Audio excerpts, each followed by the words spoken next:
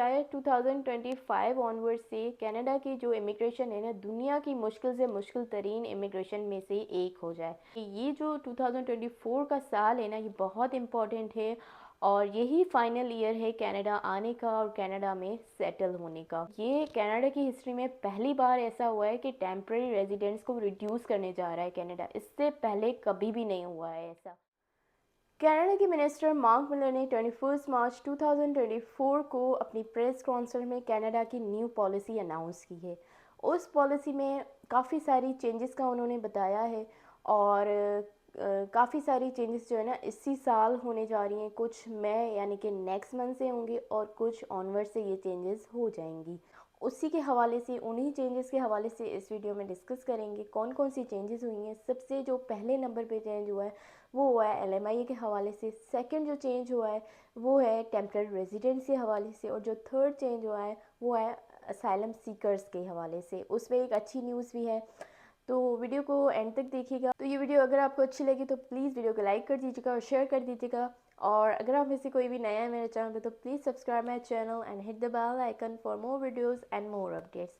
तो चलिए जी वीडियो को स्टार्ट करते हैं बिना टाइम वेस्ट किए। Let's start. सबसे जो पहला चेंज वो करने जा रहे हैं ना, वो टेम्प्रेरी रेजिडेंट्स को चेंज करने जा रहे हैं जो कि कनाडा में अवेलेबल हैं और जिनकी परसेंटेज थी 6.2% और अब उसको वो रिड्यूस करने जा रहे हैं। 6.2 से वो 5% उसको कर देंगे। तो अब इसका जो मतलब क्या है तो वो मैं आपको समझा देती हूँ इजी वर्ड्स में कि कनाडा की तकरीबन जो आबादी है ना वो 4 करोड़ की आबादी है। तो 4 करोड़ में से अगर आप 6.2% लें तो वो हो जाते हैं तकरीबन 25 लाख। तो 25 लाख में से 5 लाख जो है ना रिड्यूस कर देंगे। तो अब ये जो रिडक्शन होगी ना, 5 लाख टेम्प्रेरी रेजिडेंट्स को रिड्यूस कर देंगे। इस रिडक्शन को वो क्या करेंगे, इन 5 लाख टेम्प्रेरी रेजिडेंट्स को वो कुछ टाइम के बाद या कुछ अरसे के बाद अपनी अपनी कंट्रीज़ में भेज दिया जाएगा। तो ये जो है ना रिडक्शन हो जाएगी। तो तकरीबन 25 लाख में से तकरीबन 20 लाख टेम्प्रेरी रेजिडेंट्स होंगे फिर यहाँ पे कनाडा में। तो ये जो अनाउंसमेंट है ना मार्क मिलर ने 21 मार्च को की है और इसका जो लिंक है ना वो डिस्क्रिप्शन में मैं ऐड कर दूँगी। आप वहाँ पे जाके चेक भी कर सकते हैं इसको और ख़ुद भी पढ़ सकते हैं। अब जो सेकंड जो मेगा चेंज है वो LMI के हवाले से है। तो LMI का ये है कि पहले जो LMI की वैलिडिटी होती थी ना, जो LMI मिलता था वो 1 साल तक के लिए मिलता था, उसकी वैलिडिटी 1 साल थी। अब उसको रिड्यूस कर दिया गया है उसकी वैलिडिटी को, अब वो 6 मंथ्स की वैलिडिटी हो जाएगी। ठीक है ना। तो जो 1 मई 2024 ऑनवर्ड से अप्लाई करेंगे या जिनको LMIA मिलेगी 1 मई से, उनकी जो वैलिडिटी होगी ना वो होगी 6 मंथ्स की। और 6 मंथ्स के बाद जो एम्प्लॉयर है, एम्प्लॉयर भी कोई आम एम्प्लॉयर नहीं, स्पेसिफिक जो एम्प्लॉयर्स होते हैं जो टर्म्स एंड कंडीशंस पे पूरा उतरते हैं, जिनको इमिग्रेशन अलाउ करता है, उन्होंने कुछ रूल्स जो है ना सेट किए हैं, सिर्फ वही LMIA अप्लाई कर सकते हैं और LMIA ले भी सकते हैं। तो उन्होंने जो है ना उसकी भी वैलिडिटी बताई है कि वो भी 6 मंथ्स ही होगी और उस पर भी उन्होंने कंडीशन रखी है कि उसकी जो एडवर्टाइजमेंट पहले होती थी उसी तरह से एडवर्टाइजमेंट होगी और जो सारा प्रोटोकॉल वैसे ही होगा जैसे पहले होता था।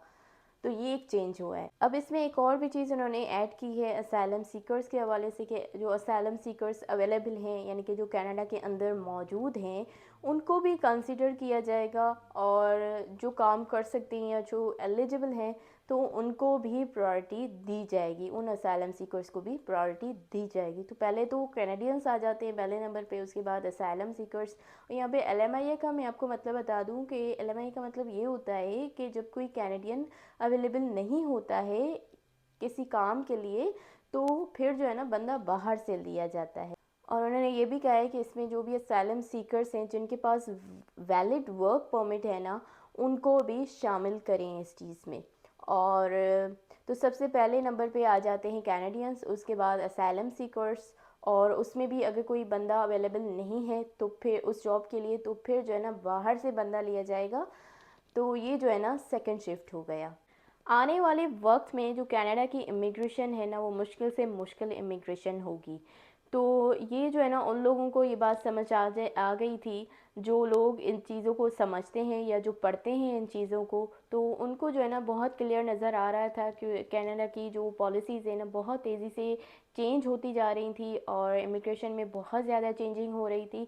और जो सर्वेज़ भी है ना वो भी ये बता रहे थे कि ये कनाडा की हिस्ट्री में पहली बार ऐसा हुआ है कि टेम्परेरी रेजिडेंट्स को रिड्यूस करने जा रहा है कनाडा। इससे पहले कभी भी नहीं हुआ है ऐसा। और एक बात और भी मैं आपको बता दूं कि आप बिल्कुल भी कंफ्यूज मत होना कि दो चीज़ें ऐसी हैं जो टेम्परेरी रेजिडेंट्स और टेम्परेरी विजिटर्स, इन दोनों को कनेक्ट मत कीजिएगा, इन दोनों में कंफ्यूज मत होइएगा, क्योंकि ये दोनों बहुत ही अलग चीज़ें हैं। टेम्प्रेरी रेजिडेंस बहुत अलग चीज़ है और टेम्प्रेरी विजिटर्स बहुत अलग चीज़ है। दोनों को कनेक्ट मत कीजिएगा, क्योंकि टेम्प्रेरी जो विजिटर्स हैं ना, जो विजिटर वीज़ाज़ पे आते हैं, उनका कोई कोटा नहीं होता है और ना ही शायद कभी होगा। हाँ, मुश्किल से मुश्किल तरीन चीज़ें होती जाएंगी, लेकिन उनका कोई कोटा नहीं होता है। लेकिन अगर टेम्प्रेरी रेजिडेंट्स को देखा जाए तो उनमें जो लोग अवेलेबल हैं कनाडा में, जो लोग डिफरेंट प्रोग्राम्स में आते हैं वो लोग, और जो स्टूडेंट्स हैं उनमें, वो आप कह सकते हैं। लेकिन जो टेम्प्रेरी रेजिडेंट्स हैं ना, उनमें आप ये कह सकते हैं कि जो स्टूडेंट्स हैं वो, और जो डिफरेंट प्रोग्राम्स के थ्रू जो टेम्प्रेरी रेजिडेंट्स आते हैं यहाँ पे आके वर्क परमिट पे काम करते हैं, उनको जो है ना कनाडा लिमिट करने जा रहा है, रिड्यूस करने जा रहा है। और आने वाले वक्त में जो भी कनाडा आ रहा है या आने वाला है, तो वो इंश्योर ज़रूर करें कि जो आप वर्क परमिट ले रहे हैं तो उसमें आपका जो है ना कितना फ्यूचर है। अब इन द एंड मैं आपसे एक और बहुत इंटरेस्टिंग चीज़ शेयर करने वाली हूँ। जो भी ये चेंजेस मैंने आपको बताए हैं वो कहाँ कहाँ पे अप्लाई होते हैं, कौन से ऐसे डिपार्टमेंट्स हैं जिन पे अप्लाई होगा और कौन से ऐसे डिपार्टमेंट्स हैं जिन पे अप्लाई नहीं होगा। तो उनमें से दो ऐसे डिपार्टमेंट्स हैं, दो ऐसी कैटेगरीज़ हैं जिन पे जो है ना फ्रीडम दिया गया है उनको, और उनमें से जो है ना सबसे पहले आता है हेल्थ केयर और सेकंड पे आ जाता है कंस्ट्रक्शन।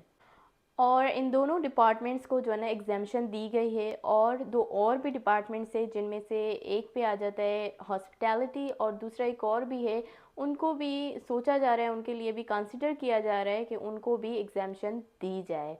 अदरवाइज़ जो हेल्थ केयर और कंस्ट्रक्शन है उनका तो कंफर्म्ड है कि उनको तो एग्जामेशन मिलेगी ही मिलेगी, यानी उनमें जो है ना कोई भी प्रॉब्लम नहीं आएगी। बाकी जो दूसरे प्रोफेशंस हैं ना, उनका ये है कि उनको जो है ना कनाडा रेस्ट्रिक्ट करने जा रहा है। और मैंने पहले भी बताया था कि जो 2023 में पॉलिसीज़ होंगी ना कनाडा में, वो 2024 ऑनवर्ड से नहीं होंगी। और जो भी लोग कनाडा आना चाह रहे हैं 2024 में या जो आ रहे हैं, उनके लिए मैं यही कहूँगी कि ये जो 2024 का साल है ना, ये बहुत इम्पॉर्टेंट है और यही फाइनल ईयर है कनाडा आने का और कनाडा में सेटल होने का। क्योंकि 2024 से जो बिल्कुल नज़र आ रहा है कि पॉलिसीज़ जो है ना चेंज हो रही हैं और हो भी जाएंगी। और फिर मैं ये कह सकती हूँ कि शायद 2025 ऑनवर्ड से कनाडा की जो इमिग्रेशन है ना दुनिया की मुश्किल से मुश्किल तरीन इमिग्रेशन में से एक हो जाए। तो आई होप कि आपको ये वीडियो अच्छी लगी होगी। अगर वीडियो अच्छी लगी हो तो प्लीज़ वीडियो को लाइक कर दीजिएगा और शेयर कर दीजिएगा अपनी फैमिली और फ्रेंड्स में। और अगर आप में से कोई भी नया है मेरे चैनल पे तो please subscribe my channel and hit the bell icon for more videos and more updates. और इसके अलावा मुझे दीजिएगा इजाज़त, अपना बहुत ख्याल रखिएगा। अल्लाह हाफिज़।